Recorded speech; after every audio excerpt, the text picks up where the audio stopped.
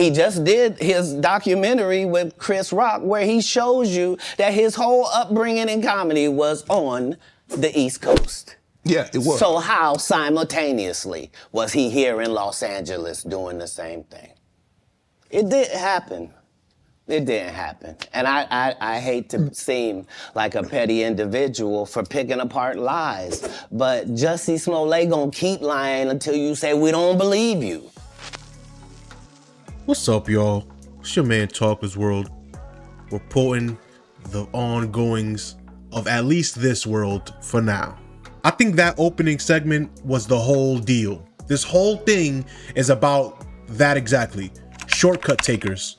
As someone who had to literally get it from the mud, he goes into this live story. I don't know if you saw the interview, you probably did. He talks about how he literally had to leave home at 13, 14 because of problems with his parents and, let's call it, ideological differences. So he had to leave for the betterment of his family and his younger siblings.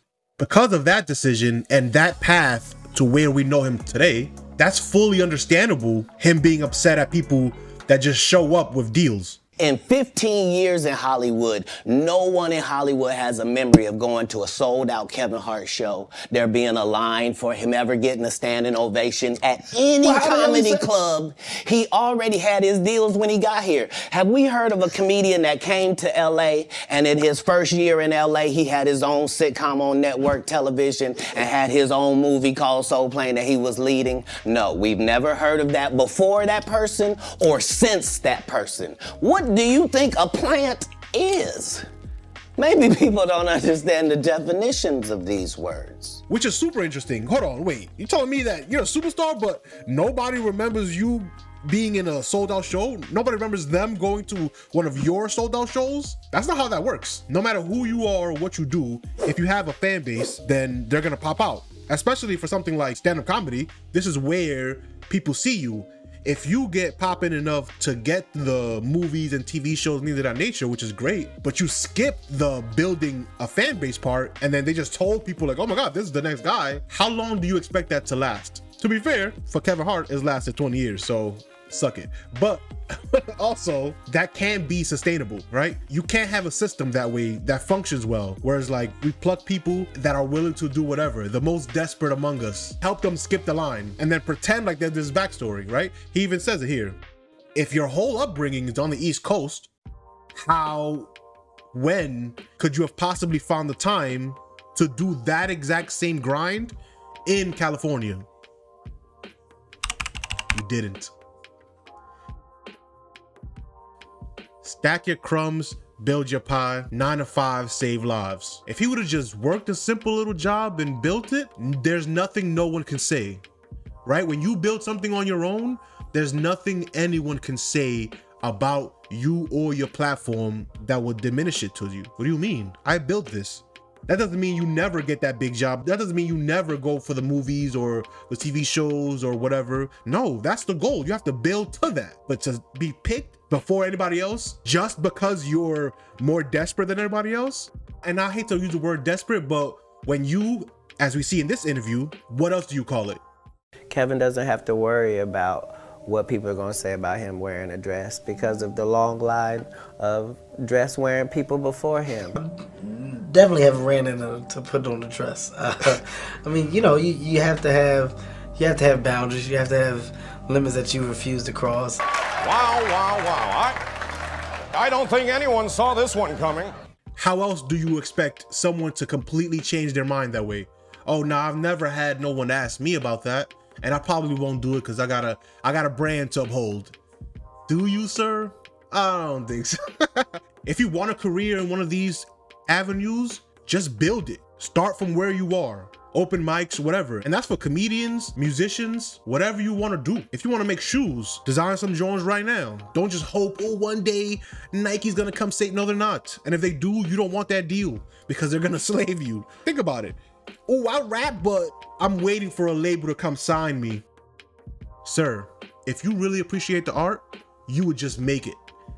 And that would be the reward. And then, once you want to make money off of it, once you feel like it's good enough to make money off of it, you package it. And whoever likes that will buy it. And it may be no one for tens of songs, maybe 100 songs, 200 songs. But what happens when that 153rd song moves? It's gonna help the rest of them because you have a catalog. And that's the same thing with comedians. The problem is they don't want to go through these steps of building yourself and your catalog and your work. They'd rather skip the line. And guess what? The system loves when people want to skip the line because then they have full control over you. This is what the whole interview was about. Building yourself so that someone can then control you. And now when you get called out 10 years later for not being funny, your only response are attempts at jokes that aren't even funny. What all you're doing is proving him right. Kevin Hart, Tiffany Haddish, these people responded with attempts at jokes and none of them landed because the times have changed. We're in an information age. That time where they could just lie to us all day, every day, that's still here. It will never go away, right? Propaganda works. But now there's too much information. There's too much avenues for information. It's too easy to pull back up that time you said otherwise. Oh, you say you don't want to wear a dress? Hold on, isn't this you in a dress? Oh, well, yeah, but that was different because they paid me a lot of money. My guy, come on. It can't be that easy. There's people in the comments saying, for 200 mil, I'll do whatever you want me to do. And I'm sure 80% of that is jokes, right? 200 mil, I'll do that. That's funny. It's always gonna be funny until it's serious. I gotta unpack this podcast because Katt made a comment where he said, why you think Gary Owen, who's a white guy, has been doing stand-up for 25 years, hasn't crossed over? And when he said it, I was like, wait a minute, was that a good thing or bad thing? And I literally had to go to Twitter and start asking people, was I catching strays or what was that? And they was like, no, they were saying you haven't sold your soul. That's why you haven't crossed over. You've been consistently you, and that's why you haven't, quote unquote, crossed over. So I was like, oh, okay, that made sense. Now, I'm not going to get into it, but I've been, I was in an awkward situation one time where I can't say for 100% this person was trying to make me do something, casting couch type deal, but it felt like it. And I was like, is this that point where I've always heard, will you suck it for $1 million? And I was thinking to myself when I was in this office in this room going, well, this is I'm about to answer this question. And the answer was no, I wouldn't. So now I listen, I can't say for 100% that's where it was going, but it felt like it. It felt like it. You got to be in the room. At the end of the day, stack your crumbs, build your pie. 9 to 5 save lives. If you build it, the people that are looking for what you are creating will find it. There's no need to rush. All this glitz and glamour, it's not gold. It's fake. It's trash. It's corny. It's parties you wouldn't even want to be at. Man, they really sold us something weird, right? There's a lot of value in telling jokes. Healing properties even. But if you're not willing to build something, why should anyone even listen to you? Let me know what you think in the comment section, man.